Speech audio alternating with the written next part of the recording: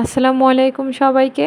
আজকে নিয়ে চলে আসলাম পারফেক্ট ঝরঝরে কাচ্চি বিরিয়ানির অথেন্টিক রেসিপি নিয়ে। আজকে তৈরি করে দেখাবো কীভাবে পারফেক্ট ঝরঝরে কাচ্চি বিরিয়ানি তৈরি করে নিতে হয় সঠিক এবং পারফেক্ট মেজারমেন্ট সহ, যাতে নতুন রাঁধুনিরা সহজেই এটি দেখে রান্না করে।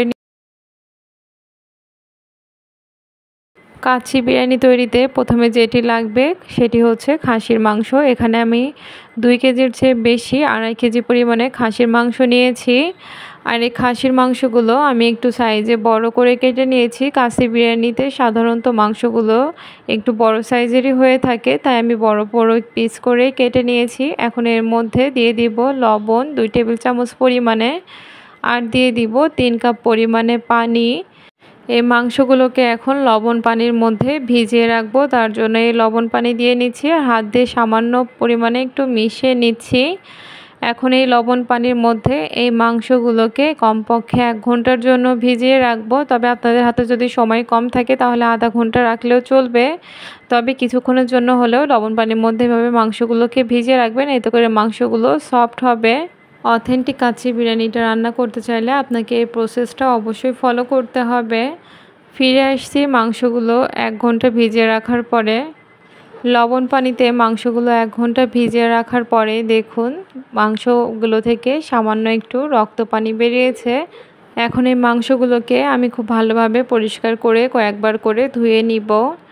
আর মাংসগুলোকে এই যে ভালোভাবে ধুয়ে নেওয়ার পরে একটি স্ট্রেনারে পানি ঝরাতে দিয়েছি। এভাবে মাংসগুলো থেকে সম্পূর্ণ পানিটাকে ঝরিয়ে নিতে হবে। এভাবে স্ট্রেনারে করে পানি ঝরাতে দিলে অনেকটা পানি ঝরে যাবে। আর এই যে কিছুক্ষণ পরে দেখুন মাংস থেকে কিন্তু অনেকটা পানি বেরিয়েছে। মাংস থেকে অবশিষ্ট সম্পূর্ণ পানিটাই ঝরে গিয়েছে। এখন এই মাংসটাকে ম্যারিনেট করে নিব। বিরিয়ানিটা যে হাঁড়িতে রান্না করব সেই হাঁড়িতে মাংসটাকে ম্যারিনেট করে নিব। আর প্রথমে মশলা নিয়ে নিব। তার জন্য প্রথমে নিয়েছি আদা বাটা 2 টেবিল চামচ, রসুন বাটা 2 টেবিল চামচ, জিরা বাটা নিয়েছি 1.5 টেবিল চামচ, শুকনো মশলা এলাচ দারচিনি তেজপাতা নিয়েছি, টক দই নিয়েছি 1/2 কাপ পরিমাণে। এখানে আপনি চাইলে মিষ্টি দইও ব্যবহার করতে পারেন। বাদাম বাটা নিয়েছি 1/2 কাপ পরিমাণে। আমি সব রকমের বাদাম একসাথে বেটে নিয়েছি, আপনি চাইলে চীনা বাদামও বেটে নিতে পারেন। আর দিয়ে দিব পেঁয়াজ বেরেস্তা 1 কাপ পরিমাণে হাত দিয়ে গুঁড়ো করা আর চিনি মেশানো। আর তারপরে দিয়ে দিচ্ছি কাচ্চি বিরিয়ানি মশলা। আমি আজকে প্যাকেট মশলা ব্যবহার করেছি। মাংসের পরিমাণ অনুযায়ী এখানে আমি 2 প্যাকেট কাচ্চি বিরিয়ানি মশলা দিয়ে দিব। আপনারা যদি 2 কেজি পরিমাণে দিয়ে থাকেন তাহলে মশলার পরিমাণটা আরেকটু কমিয়ে দিবেন। দিয়ে দিব পেঁয়াজ বেরেস্তা ভাজা তেল 1 কাপ পরিমাণে, আর দিয়ে দিচ্ছি স্বাদমতো লবণ। এখানে 2 চা চামচ পরিমাণে দিয়েছি। সয়া সস দিচ্ছি 2 টেবিল চামচ পরিমাণে, টমেটো সস 1/4 কাপ পরিমাণে। এই দুটি অবশ্যই দেওয়ার চেষ্টা করবেন। এখন সমস্ত মশলা হাত দিয়ে খুব ভালোভাবে ম্যারিনেট করে নিব। আপনারা চাইলে স্প্যাচুলা দিয়েও ম্যারিনেট করে নিতে পারেন, তবে হাত দিয়ে ম্যারিনেট করে নিলেই বেশি ভালো হয়। আর এই যে মশলাগুলো মেশানোর পরে এখন এর মধ্যে পানি ঝরিয়ে রাখা মাংসগুলোকে দিয়ে দিব। সম্পূর্ণ মাংসগুলোই আমি ঢেলে দিয়ে দিব একসাথে মশলার সাথে ম্যারিনেট করে নেওয়ার জন্য। তবে খেয়াল রাখবেন মাংসের গায়ে যেন কোনো পানি না থাকে। মাংসের গায়ে যদি পানি থাকে তাহলে মাংসটা জাল করার সময় মাংস থেকে পানি বেরিয়ে বিরিয়ানিটা নরম করে দিতে পারে। আর এই যে ম্যারিনেট করার পরে এখন এটাকে কমপক্ষে 1 ঘন্টার জন্য রেস্টে রাখবো। আপনাদের হাতে যদি সময় একদমই কম থাকে তাহলে আধা ঘন্টার জন্য হলেও রেস্টে রাখতে হবে। আর এই যে এদিকে আমি আজকে কাচ্চি বিরিয়ানিটা বাসমতি চাল দিয়ে রান্না করব, তার জন্য নিয়ে নিচ্ছি 1 কেজি পরিমাণে বাসমতি চাল। আমি একটি বোলের মধ্যে নিয়ে নিয়েছি। এখন এই চালগুলোকে খুব ভালোভাবে পানি দিয়ে ধুয়ে নিব। কয়েকবার করে ভালোভাবে চালগুলোকে ধুয়ে নিয়েছি আর তারপরে এই যে পানি দিয়ে ভিজিয়ে রাখবো। এখানে ডুবো পানিতে চালগুলোকে ভিজিয়ে রাখবো কমপক্ষে আধা ঘন্টার জন্য, তবে আপনাদের হাতে সময় অনুযায়ী রাখতে পারেন। আর একদমই সময় না থাকলে না রাখলেও সমস্যা নেই। আর এই যে আধা ঘন্টা চালগুলো ভিজিয়ে রাখার পরে দেখুন এরকম হয়েছে। এখন এই চালগুলোকে পানিটা ফেলে দিয়ে চালগুলোকে পানি ঝরাতে দিয়ে দিব। বিরিয়ানির রাইসগুলো বা ভাতগুলো একদম পারফেক্ট ঝরঝরে করতে চাইলে এই প্রসেসগুলো আপনাকে অবশ্যই ফলো করতে হবে। আর এই যে চালগুলোকে এখন পানি ঝরাতে দিয়ে দিয়েছি। আর অন্যদিকে আমি চুলায় পানি গরম হতে দিয়েছি একটি বড় হাঁড়িতে। বেশ পরিমাণে পানি গরম হতে দিয়েছি চালগুলোকে সিদ্ধ করে নেওয়ার জন্য। আর বিরিয়ানি মশলার প্যাকেটে দুইটা মশলা থাকে, একটি হচ্ছে গুঁড়ো মশলা আর একটি হচ্ছে গোটা মশলা। গুঁড়ো মশলাটা তো মাংসে ব্যবহার করেছি, আর গোটা মশলাটা এখন চাউলে ব্যবহার করব, তাই যে গরম পানির মধ্যে দিয়ে দিচ্ছি। পানিটা হালকা গরম হয়েছে আর এই পর্যায়ে আমি মশলাগুলো দিয়েছি আর তারপরে লবণ দিয়ে দিচ্ছি। এখানে আমি 2 টেবিল চামচ পরিমাণে লবণ দিয়েছি আর দিয়ে দিচ্ছি 1 টেবিল চামচ পরিমাণে তেল, এতে করে চালটা ঝরঝরে থাকবে। এখন এগুলোকে খুব ভালোভাবে মিশিয়ে নিচ্ছি। লবণের পরিমাণটা একটু টেস্টের উপর ডিপেন্ড করে কম বেশি করে দিবেন। এখানে যেহেতু পানির পরিমাণটা বেশি আছে তাই এই লবণটা একটু বেশি করে দিতে হবে। আর বিরিয়ানিতে আমার মতো যারা একটু মিষ্টি ভাব পছন্দ করেন বা মিষ্টি মিষ্টি খেতে পছন্দ করেন তারা চিনি অ্যাড করতে পারেন এই পর্যায়ে। আমি একটু মিষ্টি খেতে পছন্দ করি, তাই যে চিনি অ্যাড করে দিচ্ছি। আমি এখানে 3 টেবিল চামচ পরিমাণে চিনি দিয়ে দিব। তবে আপনারা আপনাদের টেস্টের উপর ডিপেন্ড করে চিনি দিতেও পারেন বা চাইলে নাও দিতে পারেন। এখন এই যে চিনি দেওয়ার পরে এই পানিটাকে ভালোভাবে নেড়ে মিশিয়ে দিব আর এখন অপেক্ষা করব পানিটা ভালোভাবে ফুটে আসা পর্যন্ত বা গরম হয়ে আসা পর্যন্ত। কিছুক্ষণ জাল করার পরে পানিটা যখন ভালোভাবে গরম হয়ে আসবে তখন আবারও একটু নেড়ে মিশিয়ে দিচ্ছি। আর এই পর্যায়ে এর মধ্যে এখন পানি ঝরিয়ে রাখা সেই বাসমতি চালগুলো দিয়ে দিব। আপনারা চাইলে একই প্রসেস ফলো করে পোলার চাল দিয়েও এই কাচ্চি বিরিয়ানিটা রান্না করে নিতে পারেন। এখন এই যে পানি ঝরিয়ে রাখা চালগুলো সম্পূর্ণটাই দিয়ে দিচ্ছি। অনেকেই ভাবতে পারে যে চালগুলো তো সিদ্ধ করাই হবে, তাহলে আর পানি ঝরিয়ে নেওয়ার প্রয়োজন কি? না, অবশ্যই পানিটাকে ঝরিয়ে নেবেন, না হলে কিন্তু চালগুলো বা ভাতগুলো ঝরঝরে হবে না। চালগুলো ভিজিয়ে রাখার ফলে কিন্তু অনেকটাই নরম হয়ে যায়। তাই এই প্রসেসগুলো সেম টু সেম অবশ্যই ফলো করতে হবে পারফেক্ট কাচ্চি বিরিয়ানি খেতে চাইলে। আর এই যে এখন এই চালগুলোকে গরম পানির মধ্যে সিদ্ধ করে নিব 70% পর্যন্ত। ফুল সিদ্ধ করা যাবে না, আবার অনেকে 50% সিদ্ধ করার কথা বলে, তবে আমি 70% নিজে সিদ্ধ করে থাকি। তাই আপনাদেরকেও বলবো বিরিয়ানির এই চালগুলো বা ভাতগুলো 70% মতো সিদ্ধ করে নেবেন। আর এখন অপেক্ষা করব চালগুলো 70% সিদ্ধ হয়ে আসা পর্যন্ত। আর ততক্ষণ পর্যন্ত চুলার জালটা হাই হিটে জাল করতে থাকবো। এ পর্যায়ে কিন্তু চালগুলো তাড়াতাড়ি সিদ্ধ হওয়ার জন্য ঢেকে দেওয়ার কোনো প্রয়োজন নেই, তাহলে কিন্তু ভাতগুলো নরম হয়ে যেতে পারে। এমনিতেই চালগুলো বা ভাতগুলো তাড়াতাড়ি সিদ্ধ হয়ে যাবে। আর মাঝে মাঝে একটু নেড়ে দিতে হবে আর চেক করতে হবে চালগুলো বা ভাতগুলো কতটা সিদ্ধ হয়েছে। চালগুলো সিদ্ধ হতে থাক, এর ফাঁকে একটি কাজ করে নিব।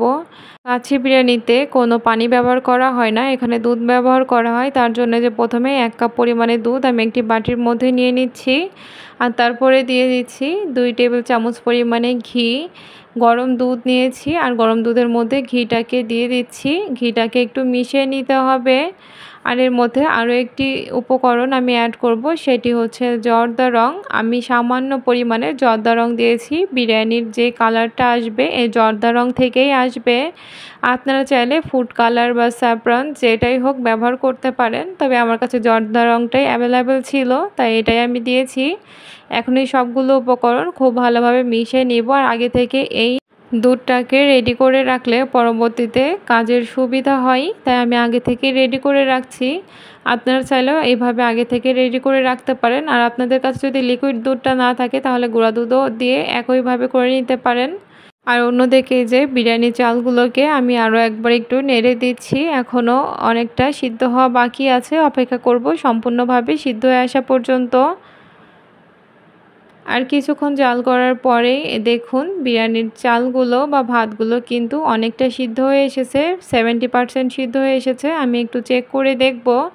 আপনারাও কিন্তু এই পর্যায়ে চেক করে দেখবেন, একটু সময় পর পরই একটু চেক করে দেখবেন যাতে রাইসগুলো বা ভাতগুলো বেশি সিদ্ধ না হয়ে যায়। এখন এই বিরিয়ানির চালগুলোকে বা ভাতগুলোকে পানি ঝরিয়ে নিতে হবে। আপনারা চাইলে সরাসরি পানি ঝরিয়ে নিতে পারেন। আমি সরাসরি এখান থেকে ভাতগুলোকে পানি ঝরিয়ে মাংসের মধ্যে দিয়ে দিব, সেই প্রসেসটাও আপনাদেরকে দেখিয়ে দিব। এই পর্যায়ে কিন্তু চুলাটা বন্ধ করে দিতে হবে।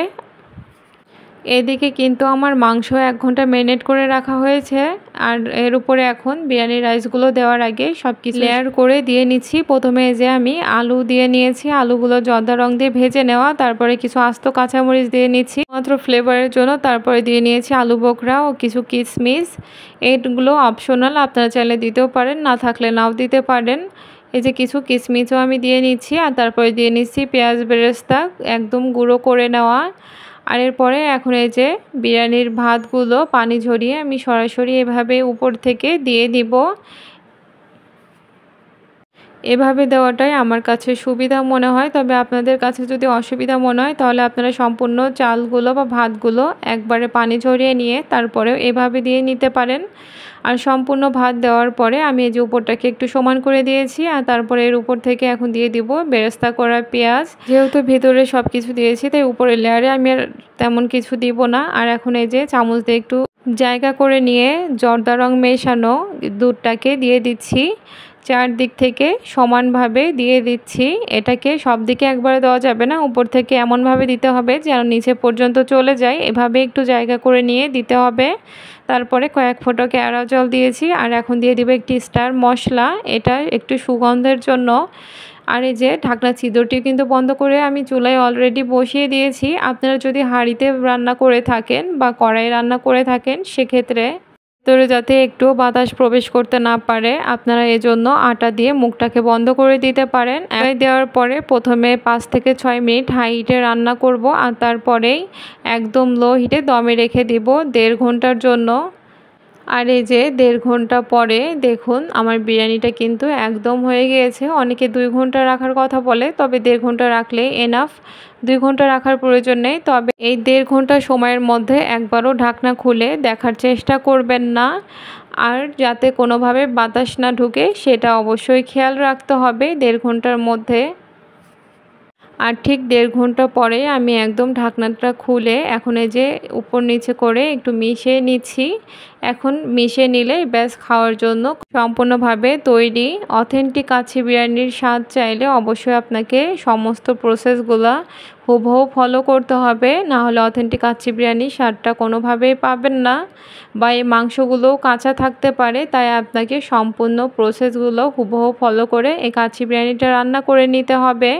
আর এখন এই যে ভালো করে মিশিয়ে নিলেই ব্যাস হয়ে গেল। আমার বিরিয়ানির মাংসগুলো কতটা সিদ্ধ হয়েছে দেখে নিশ্চয়ই বুঝতে পারছেন, আর রাইসগুলোও ভালোভাবে সিদ্ধ হয়েছে আর ঝরঝরেও আছে। এখন গরম অবস্থাতেই আপনাদেরকে পরিবেশন করে দেখাচ্ছি। এই যে দেখুন বিরিয়ানির রাইসগুলো কিন্তু একদম পারফেক্ট আছে, কালারটাও দারুণ এসেছে। আর বিরিয়ানির মাংস এবং আলু সবগুলোই কিন্তু একদম ভালোভাবে সিদ্ধ হয়ে গিয়েছে। বিরিয়ানিটা কিন্তু গরম অবস্থাতে আপনাদেরকে পরিবেশন করে দেখিয়েছি, সেজন্য আমি মাংসগুলো দেখাতে পারিনি যে কতটা সিদ্ধ হয়েছে। এখন এই যে বিরিয়ানিটাকে একটু গার্নিশ করে নিচ্ছি দেখার সৌন্দর্যে, আর এগুলো তো বিরিয়ানির সাথে অবশ্যই লাগে। তো যাই হোক, আজকের বিরিয়ানির এই রেসিপিটি আপনাদের কাছে কেমন লাগলো কমেন্টে জানাবেন। ভালো লাগলে লাইক কমেন্ট করতে ভুলবেন না। যারা আমার চ্যানেলটি সাবস্ক্রাইব করেননি তারা অবশ্যই আমার চ্যানেলটি সাবস্ক্রাইব করে দিবেন আর পেজটি ফলো করে দিবেন। আর এই রেসিপিটি বাসায় ট্রাই করলে